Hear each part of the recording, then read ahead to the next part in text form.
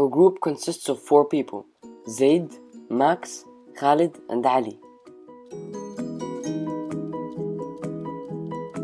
Welcome to our tutorial on how to play cricket. Today we will be looking at rules, fundamentals and strategies related to this game. Sport cricket goes back to the 16th century. Furthermore, its main objective is to score more runs than the opposing team. In an official cricket game, both teams consist of 11 players, where one team bats and the other bowls. The batting team must aim to hit the ball as far as they can in order to score as many runs as they can. However, the fielding team must try to stop the batting team by hitting them out, catching the ball whilst in the air, etc. Alright, so after understanding all the skills and techniques that you have learned today, thanks to the other coaches, I will be discussing the rules of cricket. Anyways, the rules are in every single sport a crucial element to be able to play. Anyways, to start with, cricket is a game that is played on an oval-shaped field made of grass. If a game is in action on that field, there are 2 teams opposing each other that each contain 11 players. Fun fact though, sometimes in junior rivalries, only 8 players are allowed to play. Junior rivalries, 8 players are allowed to play. The 2 teams will take the turns in batting, fielding, and bowling. All things that you have learned earlier. The team currently fielding has a bowler whose job is, well, obviously to bowl. The fielding group attempts to get the batsman out, which can be done in several different ways. For example, the batsman can be taken out by 1. Hitting the wickets with the ball, which in appropriate cricket terminology is known as being bowled. 2. Catching a batsman's shot on the full. This action is called being caught out. A batsman can also be taken out by hitting the batsman's leg when it's in front of the wicket, which is called leg before wicket in cricket terminology. Or hitting the wicket before the batsman can run to the other end of the pitch, which is called a run out. If the batsman is out of his crease and the wicket keeper hits the stump with the ball in his hands, it's called being stumped out. The batsman can also be taken out if he hits the stumps by hitting the wicket. This action is known as hit wicket. It happens rarely in professional matches though. What does the batsman try to do is he tries to score as many runs as possible before getting out by hitting the ball and running between the wickets and making it to the other end before the fielders can hit the wickets with the ball. Each time you run 1 full length of the field, it equals to 1 run. But hitting the ball to the boundary along the ground is equal to 4 runs. When hitting the ball over the boundary is actually equal to 6 runs. The fielding team must get 10 batsmen out before they can change over and start batting. The aim of the game is to score as many runs as possible before the fielding team takes 10 wickets. The team with most runs wins. Today I'll be teaching you on how to properly bat cricket. The first step to learning how to successfully bat cricket is by gripping the cricket bat properly. This is especially important for beginners as they often start by holding the bat incorrectly. To begin with, if you're right-handed, place your left hand on the top of the handle facing towards the toe, which would be the bottom of the handle right here. With the right hand under it, right here. If you're left-handed, place your hands the opposite way. Secondly, it's very important that you're in the right stance. Firstly, if you're right-handed, stand sideways in the crease, which is the safe area in front of the wicket, with your left hand, with your left shoulder facing towards the bowler. So the bowler is right in front of me, my left shoulder should be facing towards me. If you're left-handed, however, do the opposite. Next, make sure that your feet are spread out about 12 inches apart and bend your knees slightly, with your weight evenly distributed on each leg.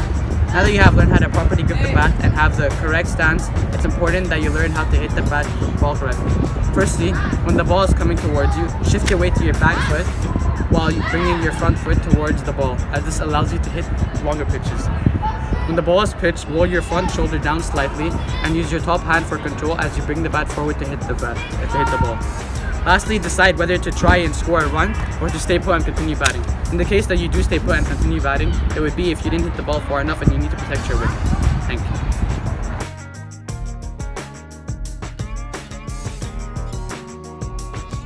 Cricket is known to have a number of different techniques on how to bowl. For example, you must always have a straight arm when bowling. Each strategy focuses on different factors, some on speed, others on technique, and some on accuracy. However, there is a basic common strategy in bowling, which we will be teaching you today. When you are about to bowl, place your thumb at the bottom of the ball. This will allow a smoother and more accurate bowl, which always has an impact in game situations. After completing this step, place your index finger on the opposite side of your thumb in order to ensure a firm grip on the ball.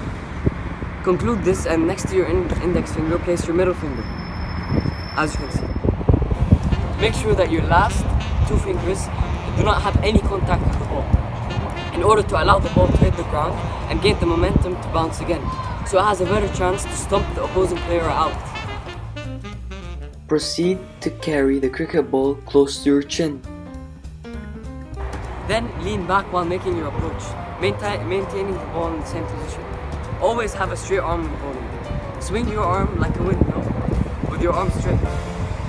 After that, when your arm reaches its peak of the delivery release it, with your body's side aligned with the stumps.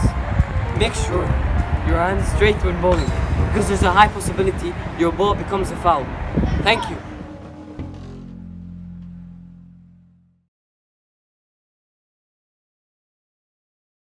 In cricket, everyone has a specific position in the game. For the captain, it's a very specific and fine job to do because the captain needs to put a player on exactly the right lines and the right position. In the game, the player should have the knowledge of how to move in the game while given the position, and if the batsman is either left or right-handed, specifically key players need to know how to switch sides. One cricket side is made out of exactly 11 players, which includes a captain, a wicketkeeper, several batsmen and bowlers. When the other side is not batting, they are considered fielders. The captain is most responsible for choosing the position of the players in the team. The captain usually calls out the people he wants to position in the game and call out either to bat or bowl first when a coin is tossed. The wicketkeeper is one of the biggest positions given in the game with lots of responsibility. They are responsible for receiving and catching the ball before the batsman reaches the stumps. She should always stand on their toes and be ready for the ball to come to get out the batsman.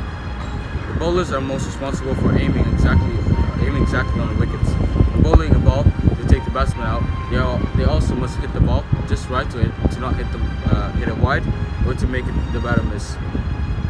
Because it's crucial to lose a good bowler, they must throw the ball just right to make the batter not hit a four-pointer or one back-to-back.